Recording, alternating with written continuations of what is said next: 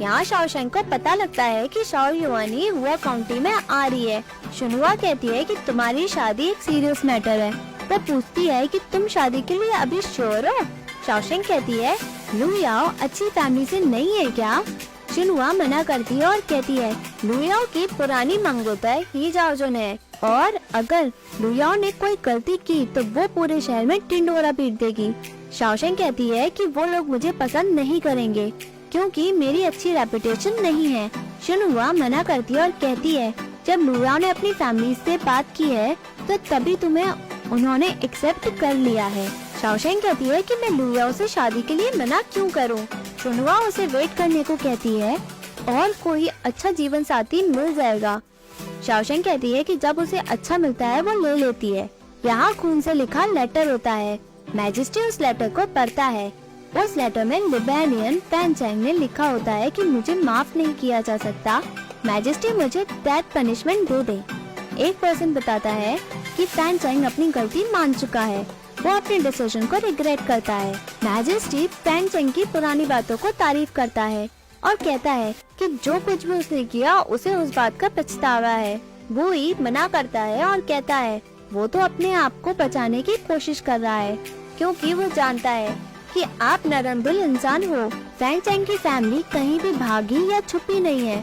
उसे डर नहीं है कि मैजेस्टी उसकी फैमिली को मरवा न दे। अगर मैजेस्टी ने उसकी फैमिली को मारा तो यहाँ कोर्ट में प्रॉब्लम बढ़ जाएगी। फैन चैंग ये सब पहले से पूरी प्लानिंग कर चुका है। वो मैजेस्टी को माफ करने के लिए मना करता है। पर्सन बुई की बातों को एग्री करता है। बुई कहता है कि हमें इन सब का मास्टरमाइंड को पकड़ना चाहिए। मैजेस्टी उसे रोकता है और कहता है तुम्हारा जख्म कैसा है? जब देखो तुम क्रिमिनल केस और मारने के बारे में ही बात करती हो। अगर तुम्हारी वाइफ होगी तो वो तो डर ही जाएगी। बुई कहता है कि आप मेरी शादी के बारे में क्यों बात कर रहे हो? मैजेस्टी कहता है कि अगर तुम शादी कर लोगे वो दोबारा नहीं कहेगा। पर्सन बताता है कि लू याओ की शादी शाओशेंग से फिक्स हो गई है। मैजेस्टी शॉक में चला जाता है। बुई शांत होता है। बुई वहाँ से बहाना मारता है कि उसे कुछ जरूरी काम है और वहाँ से चला जाता है। मैजेस्टी पूछता है कि चेंगशी की कितनी बेटी हैं? वो पर्सन बताता है कि एक ही बेटी है, वो भी सबसे छोटी है। मैजेस्टी कहता है कि एक ही बेटी है, चेंगशी तो बेकार है। यहाँ शाओ युआनी हुआ काउंटी में पहुँचती है। यहाँ शाओशेंग लू याओ से पतंग उतरवाती है। शाओ युआनी वहाँ आती है तभी लू याओ का पैर फिसलता है और वो गिर जाता है। शाओशेंग उसे उठाती है। शाओ युआनी लू याओ को कमजोर होने का ताना मारती है। शाओशेंग उसकी लड़ने की कैपेबिलिटी के बारे में तारीफ करती है। शाओ युआनी कहती है कि तुम बार बार याओ याओ क्यों कर रही हो? याओ कौन है? लू याओ अपने आप को इंट्रोड्यूस करता है और कहता है कि शाओशेंग और मेरी माँ मुझे याओ कहकर बुलाते हैं। शाओ युआनी कहती है कि एक जेंटलमैन कैसे रहता है वो उससे बात करती है। तभी चेंगजी और सभी वहाँ पर आ जाते हैं। शाओशेंग कहती है कि फादर शादी के लिए मान गए हैं और लू याओ की फैमिली ने गिफ्ट भी भेज दिए हैं। हम दोनों अब एंगेज हैं। शाओ युआनी कहती है कि क्या हमने प्रपोजल मान लिया? क्या उन्होंने कोई जांच पड़ताल की है? चेंगशी मना करता है। शाओ युआनी पूछती है कि मंदिर में जाकर अच्छा मुहूर्त निकलवाया? चेंगशी मना करता है। शाओ युआनी चिल्ला के पूछती है कि शादी के बारे में उसकी माँ से पूछा क्या? तुमने कुछ भी नहीं किया और तुम इसे एंगेजमेंट कहती हो? चेंगशी कहता है कि हमने गिफ्ट को एक्सेप्ट कर लिया है, अब हम उसे वापस नहीं कर सकते हैं, वैसे भी हम दुल्हन पक्ष के हैं। शाओ युआनी लू याओ से कहती है कि शाओशेंग बचपन में अपने पेरेंट्स से दूर रही, आप अच्छे फैमिली से आते हैं, चेंग फैमिली उसके लायक नहीं है। वो शादी को कैंसिल करने की बात कहती है। सभी वहाँ शॉक में होते हैं। लू याओ शाओशेंग की तारीफ करता है। शाओ युआनी कहती है कि शाओशेंग कितनी भी अच्छी हो वो तुम्हारे लायक नहीं है। शाओशेंग पूछती है ऐसा क्यों? शाओ युआनी शाओशेंग को बोलने के लिए रोकती है और कहती है जब बड़े बात कर रहे हो तो बीच में तुम्हें बोलने की क्या जरूरत है?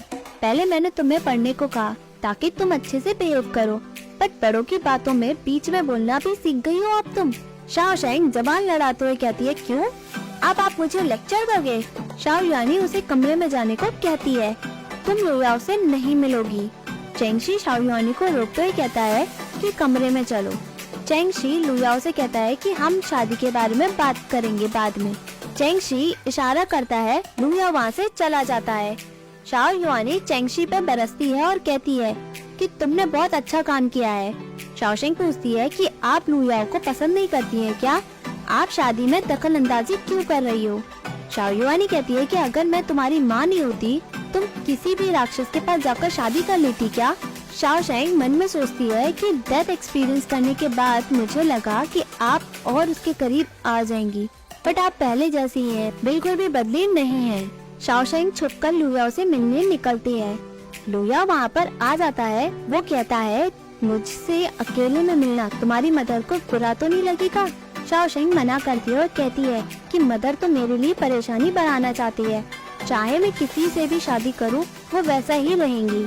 लू याओ कहता है कि हमें उनकी बातों का ध्यान रखना चाहिए। शाओशेंग कहती है कि किसने कहा कि हमें हमेशा बड़ों की बात माननी चाहिए?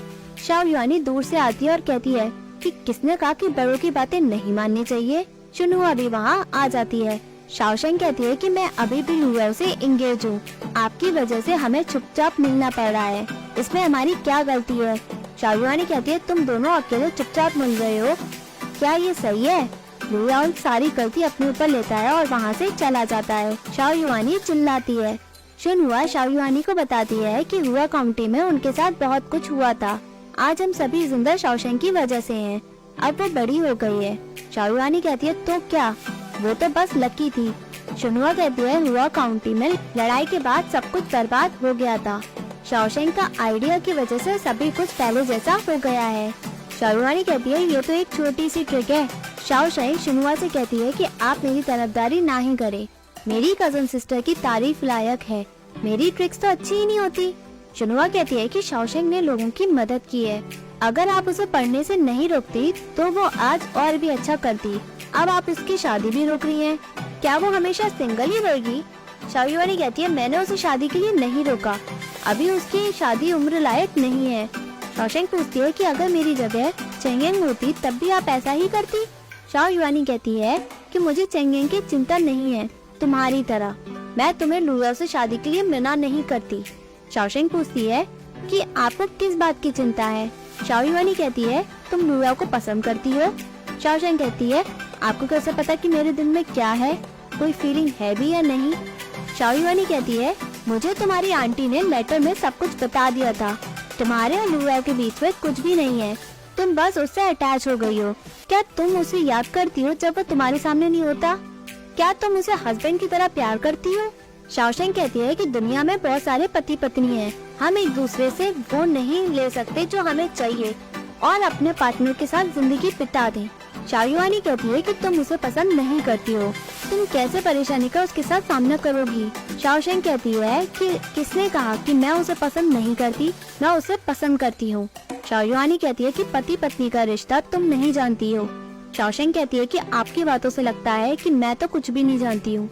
मैं कुछ नहीं जानती क्योंकि किसी ने भी मुझे बचपन से कुछ भी नहीं सिखाया। आपने मुझे छोड़ दिया, अब आप वापस आ गए हो, आपका कोई हक नहीं बनता मुझे लेक्चर देने का। शाओ युआनी मानती है और कहती है कि वो भी देखना चाहती है कि तुम लू याओ के साथ अपनी जिंदगी कैसे बिताती हो।